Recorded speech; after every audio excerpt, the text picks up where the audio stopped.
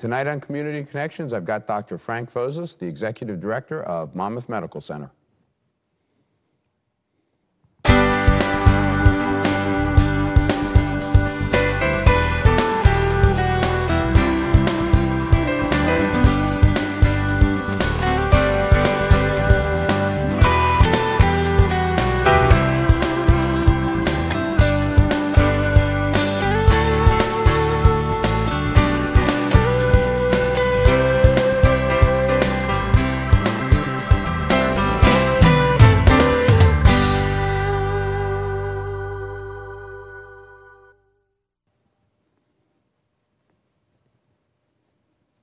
Well, welcome to Community Connections. Thank you, Mayor.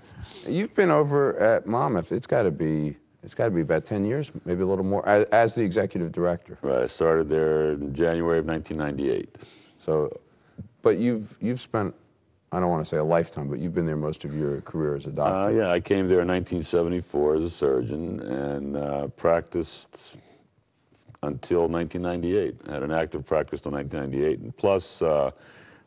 The one thing that really kind of made it all really great and worthwhile was I was also the program director for the surgical residency program, training the young surgeons. So I did that up until 1998. And was it a natural move for you to go into administrative? No, totally unnatural. I mean, I felt at least I didn't have much knowledge of hospital finance or even hospital operations, but it was very challenging, but I must say that it was exciting. Okay, it was a whole different field after about 30 years of surgery, and I had a lot of help. I had a lot of help from our healthcare system and also from the people around me there. So we made it work. Is it an unusual transition? Because I knew there were, in fairly quick succession prior to you, there were a number of 3-4 guys. Right. Who ran the hospital, and they all came from the business side. They had degrees in hospital management. They had run other hospitals or worked their way up in the. Well, then I don't know if it was the St. Barnabas. It wasn't St. Barnabas the entire time. No. But is it unusual for a practicing physician, a practicing surgeon, to come over and be the executive director?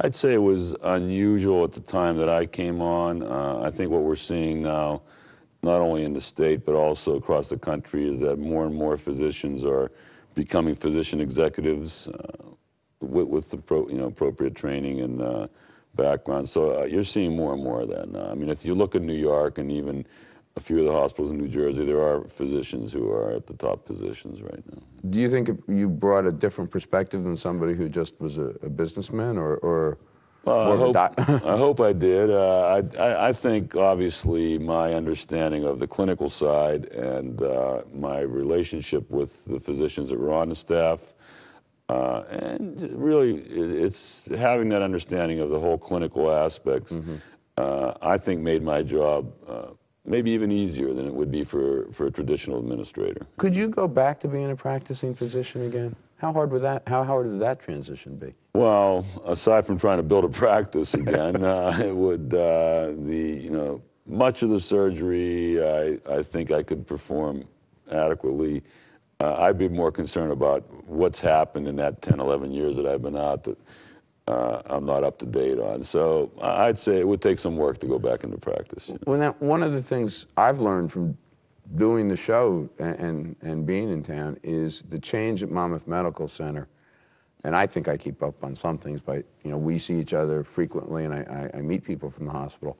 But the changes you've brought over there in the last 10 years are remarkable in the new departments. Yeah, it's grown. We've had tremendous growth in 10 years, both in the number of patients we see annually, and also in the various programs that we have, and in particular in the technology that's come into the hospital and in many of the specialties. I would say right now that we're in technology.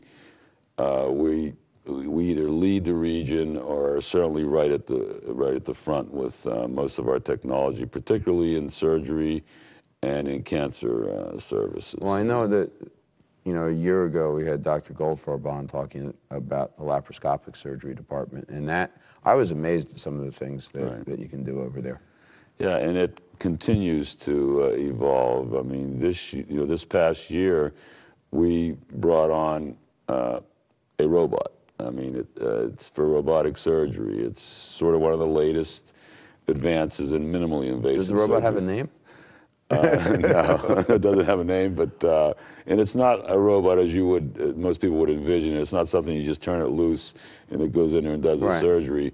But you're at a console and you're directing controls, and the robot is over at the patient, and it's very, very precise. And actually, you can do surgery in areas that traditionally you would not be able to get your hands into that, Like what? that space. Well, very deep in the pelvis where you can't put your hands, and you're working many times with long instruments.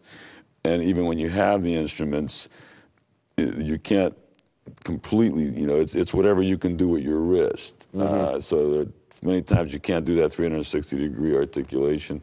No, our wrists don't quite go 360. Right. But with the robot, you It can does. just turn that knob and you can Really? just completely move it around. So it's really opened up areas to surgery that traditionally would be very What hard does to. something like that cost? That robot was just about $2 million. And how hard is it to finance something like that? It's, well, I mean, you have a couple ways of financing in healthcare. If you're lucky enough to have that kind of cash sitting around, then you're on a roll. But most of the time, you're either purchasing it over time. You can lease it also. You know, the traditional financing methods that exist in the outside world also exist in Now, healthcare. how many other hospitals in New Jersey have something like that? The robot today is probably in, I'm going to say 7 or 8 hospitals. In Jersey? In Jersey, right. When we first purchased it, we were one of 3 hospitals in the state that have it, but slowly, you know, other hospitals have picked this up. But it's mainly at the big centers, Newark Beth Israel, St. Barnabas Medical Center, Robert Wood Johnson University Medical Center. They have the robot. One of the things we were talking about before we started the show, I mean, the finances of the medical industry are difficult, and state budget cuts have just made it considerably more difficult. New Jersey's losing hospitals. That can't possibly be a good thing. Right. You're right. I mean, they've lost, in probably 15 years, we've gone from about 122 hospitals in the state down to, I believe we're around 77 hospitals right now. And currently, today, there are at least 3 hospitals that we know are closing in northern New Jersey. And there are at least 3 or 4 others that are in bankruptcy. I mean, I think it was Patterson's losing one and a couple others up there. St. James, Columbus Hospital. Not long ago, Union Hospital closed. West Hudson closed. Pascagoula Valley is looking for a bailout. So it's really, it's a healthcare crisis. Are you, when I say you guys, is Monmouth Medical more secure because they're part of the St. Barnabas system and that helps it? No question. I mean, fortunately, we're financially viable on our own, but we have the backing of a whole system. So it's that makes a big difference. Yeah. How about are there still independent hospitals that aren't part of a system? I mean, you've got competition here. I mean, there's the Meridian chain, which is, if I remember right, Riverview and Jersey Shore are part of that system. Are there hospitals still out there that are not? Bayshore standalone. Raritan Bay is a small. It's a 2-hospital system. We are like a true system, an integrated system, as is the Meridian system. There are other hospitals that have an affiliation, like with the Robert Wood Johnson University system. So they're not supported financially. There's a clinical affiliation here. So there are some standalone hospitals, not too many though. Do you get an economy of scale that because you don't have to repeat things, you don't have to do, you know, you don't have to repeat the same services they offer maybe? Well, what we do is we have many centralized functions. Like, you know, we have a big centralized finance division, a purchasing division. You know, our whole materials management comes through a centralized function, so that, yeah, you do get a lot of economies there, particularly in purchasing. You got a lot of purchasing power, too. Mm-hmm. Is that, I mean, because when I was here with Dr. Goldfarb and he was describing the laparoscopic operation and what they had to do. Now, is the robot part of that, or is that somewhat separate? It's part of his program, the minimally invasive. It's sort of the next generation of minimally invasive because he was talking about some things that it was clear that paying for them and funding them and developing it was extremely expensive. But on the same same way, you've got a tremendous amount of competition out there still. I mean, you know, you watch TV, you listen to the radio, there's hospitals that are advertising from New York and all over New Jersey, down here on the Jersey Shore to try to get patients, customers. That was the challenge for, at least for my 10, 11 years in the job, was to stop that leakage of, you know, New Jersey residents into the surrounding states, whether they went to Philadelphia or New York. And it really took, one, proving to everybody that, you know, you could do just as well here in many of the situations. And I think we've accomplished that to a large degree, and certainly certain specialties, particularly cancer services and also the surgery. So that's always been sort of the plague of New Jersey, why everybody would leave to go to New York or go to Philadelphia when it wasn't really necessary to do that. But I think that's turned around a lot. You know? Now, you're a teaching hospital. Right. Does that enable you to figure out who the outstanding young doctors are who you want to keep on staff and attract other physicians to your hospital? Yeah, I think being a teaching hospital is really part of the fabric of Monmouth Medical Center. We were really the first teaching hospital, one of the first ones in the state, if you go back, way back to the World War II era. But, you know, we have 8 fully approved residency programs. So that's about 106 residents in training at Monmouth Medical Center all the time. And at the same time, we're one of Drexel University's major teaching affiliates. So that makes us one of their 2 main clinical campuses. So we have 300 students a year there too. So medical students who are still in school but are working with you. Juniors and seniors, you know, doing their clinical rotations. I grew up in a hospital like that, so I can tell you it sets a whole different tone in a hospital. I mean, you're coming in every day, you're having to teach people, and you have these residents. So if you have any ego, you're not going to come in there not having read up and know everything that's the latest, because you have to teach these residents. Doctors have egos, I think. Yeah, right, small egos, right? But you know, I think teaching, being a teaching hospital, just kind of raises the bar, and it forces the entire institution, you know, to practice at a high level. Are any of the other Barnabas System hospitals teaching hospitals too? Yeah, we have 2 other teaching hospitals: Newark Beth Israel Medical Center and St. Barnabas Medical Center. But how involved are you in the recruiting of doctors, or is the hospital? Because I know that when you go over there, either as a patient or a family member, frequently you find out that somebody came down from Sloan Kettering or one of the major institutions, you know, partly to live on the Jersey Shore and partly because somebody went out and recruited. Well, we do a lot of recruiting. You know, we recruit physicians that are well trained and for specialties that we want to advance. So we're very involved in that. And, you know, we attract a lot of physicians because we're a teaching hospital. Most physicians that are finishing their training are very interested in staying somewhat connected to the academic side. You know, you like to teach. It adds a little fun to it, being involved with residents. So we do attract the physicians, and we're involved in that recruitment. Well, one of the things you said, I mean, 10 years, you're still a doctor, you're still a surgeon, but for 10 years you've been running a hospital. How different is the field? I mean, it's got to be dramatically. The field is dramatically different. It's, as you mentioned earlier, I mean, just laparoscopic surgery alone, every year more and more procedures are done laparoscopic that were previously, in my time, done through the traditional open approach. So there's a constant changing, even new instrumentation, new technology that you're using. So you do need to be in the game. You can't just drop back in. And being a teaching hospital helps those guys. Helps out a lot. All right, we're going to take a short break, and then we'll be back for the second half. I was in the 6th grade on the honor roll and everything. Then I got pregnant. School was not important to me, so I dropped out. And now that I'm 15, I have 2 babies. It's important for me to finish school because I don't want my babies to have to go through the things I went through. I don't want to live off other people for the rest of my life. I want to be somebody. You know, I don't want to live like this. My parents are getting a divorce, and I don't know who I'm going to live with. My grandmother died 2 months ago, and I'm still sad. My friend may be an alcoholic. How do I help? I'm afraid that my boyfriend wants me to do things that I'm not ready for yet. My parents kicked me out of the house, and now I have nowhere to live. I'm overwhelmed with schoolwork. My friend says he's gonna kill himself. Don't not talk. Call. Second floor. Call 9 a.m. to 12 a.m. 7 days a week. 888-222-2228. Secondfloor.org. All right, we're back with the second half of the show with Dr. Frank Vozos. Doctor, we've been talking more off camera than on, but the finances and the economics of running a hospital have changed dramatically. And right now, in the early stages of 2008, we've got a couple hospitals in New Jersey closing. And I would say that 10 years ago when you started, that was almost unthinkable. Right. You see this becoming frighteningly common? Well, I think today,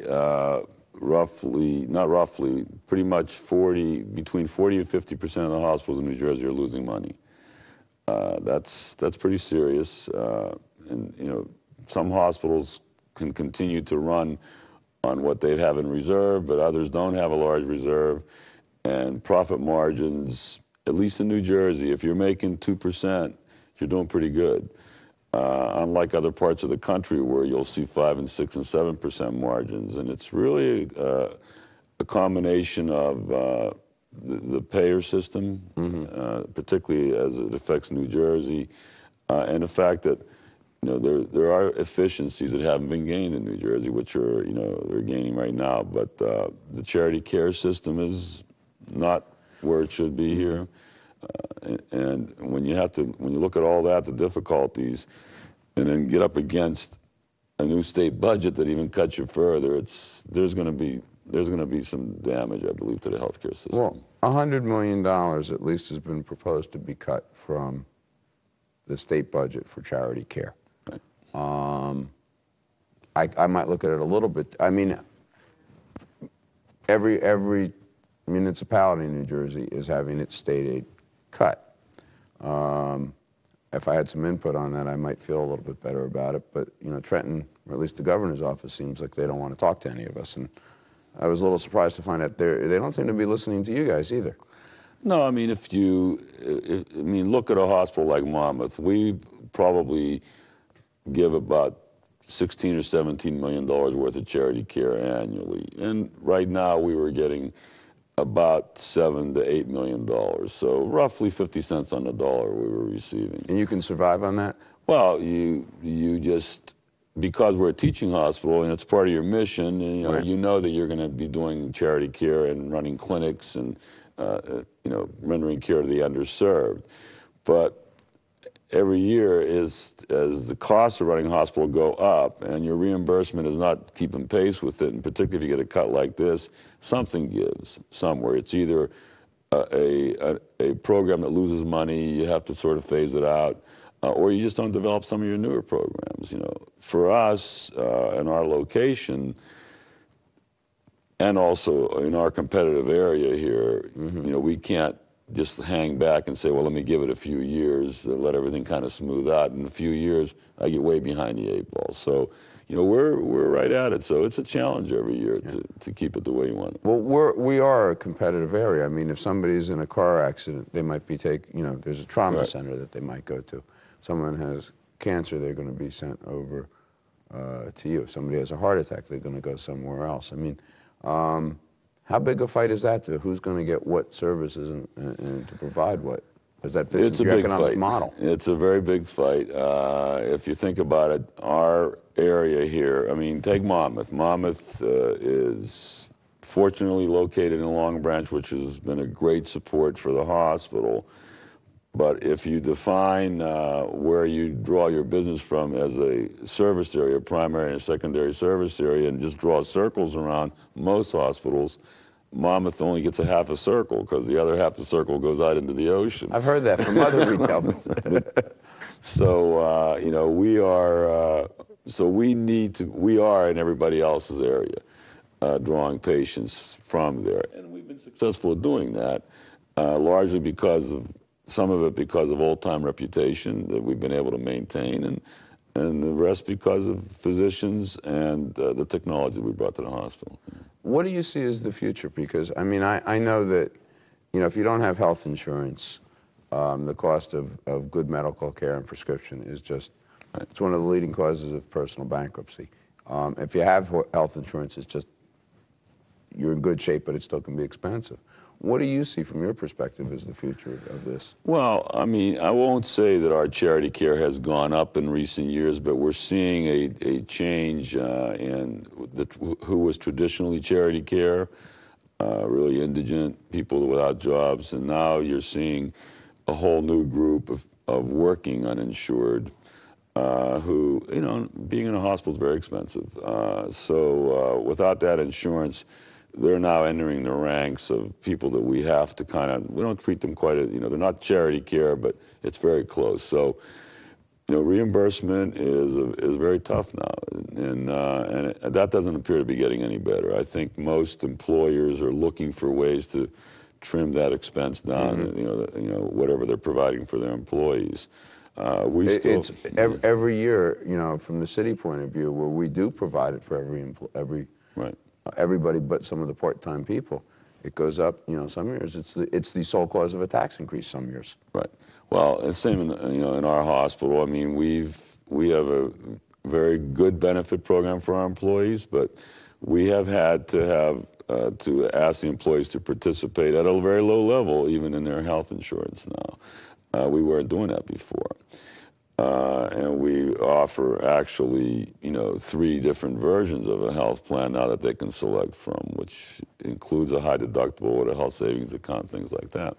So we've had to change. I mean, we would have rather not changed. It was, you know, recruiting and retaining employees.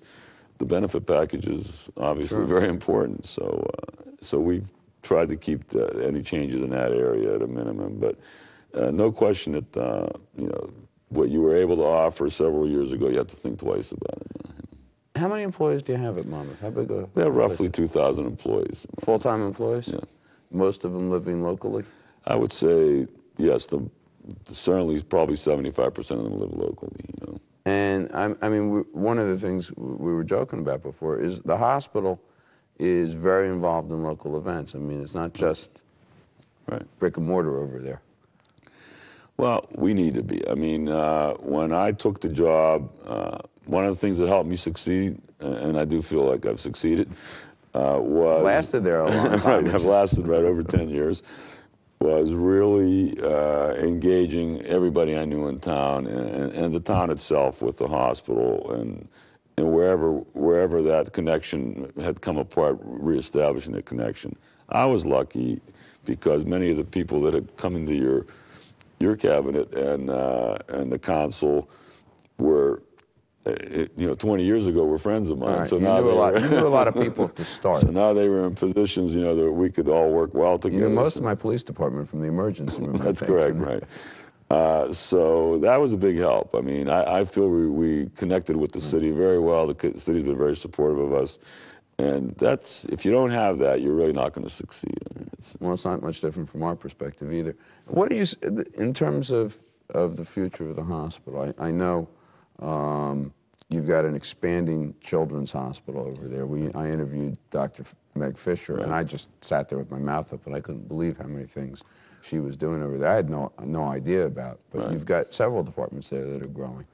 The hospital is going to continue to grow. You know, if anything, we may be locked in just because of the sheer space that we're sitting on and our physical space. You know, we're over 1 million square feet, but some of it's 100 years old and up to 20 years old. So it's very hard to keep redoing the same space over again. Just to give a plug, I mean, you redid your emergency room. You got a donation from 2 gentlemen who I met. I don't remember their names, but I'm sure you do. Morgan Klein and Ben D'Onofrio. You did a beautiful job with that. Yeah, they gave a $3 million donation to help us renovate the emergency room. And a lot of that's going to happen, you know, started last year, but going to happen this year. And that's going to result in, you know, 17 new bays, 3 new triage areas, and a whole redesign of the emergency room. And that's probably everybody, myself included, when I was 13 with a broken arm, everybody's first entry into the hospital, you know, other than being born. Yeah, the emergency rooms are tough today. I mean, they're overcrowded. People wait a long time to be seen there. Many people are using the emergency rooms as their primary doctor now. So, you know, we have to that's something that's constantly a challenge, and we have to overcome it, because you're right, it's the first encounter many people have at a hospital, and, you know, you don't want them leaving very unhappy. But, you know, when somebody has to wait 3, 4, 5 hours to just have a minor injury taken care of, they're not happy. So this whole redesign will really smooth that out for us. You know, we put a lot of effort into that emergency room, and we see about 47,000 people a year in that emergency room. And with the pediatric emergency room, there's another group of patients here. Plus, as you know, we have a large behavioral health program there too. So a psychiatric screening program is in our emergency room too. So there's a lot that needs to happen down here. Are you going to find a place for a helicopter? A little bit Yes, of we already issue found between. it. Oh, we found it. We good. found Where? a spot right on our campus. Actually, maybe 200 feet out in front of the emergency room entrance. Okay, good, because that was something we needed to work on. Yeah, so we will have a helicopter pad there too. What new area of practice do you see the hospital? Are there plans for something that aren't quite there yet? Yeah, We have about another minute or two to go. Yes, there's 3 things come to mind right away. In addition to the emergency room that I mentioned, we are bringing in tomotherapy, which is the latest. It's called tomotherapy. It's the latest. It's the latest in radiation oncology.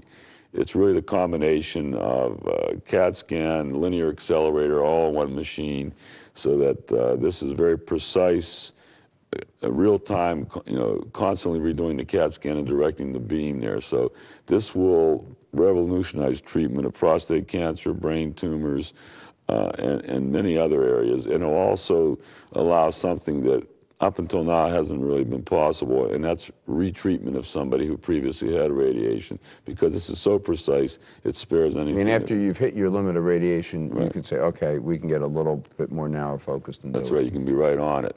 We're also bringing in a 64-slice CAT scanner, which that's really the state-of-the-art today, which will, for Monmouth, will really enhance the management of cardiac patients. The visualization in many cases will even eliminate the need for cardiac catheterization, because you're able to see the coronary arteries so well with this. And the other... Make it quick, we have about 30 seconds. Okay, we're bringing in hyperbaric oxygen chambers, which really there's a whole host of diseases that can be treated with that, but the most common would be, you know, unhealing wounds and bad bone infections. Well, thank you very much, and I'm looking forward to continuing working with you from the city's point of view. Thank Thanks. you.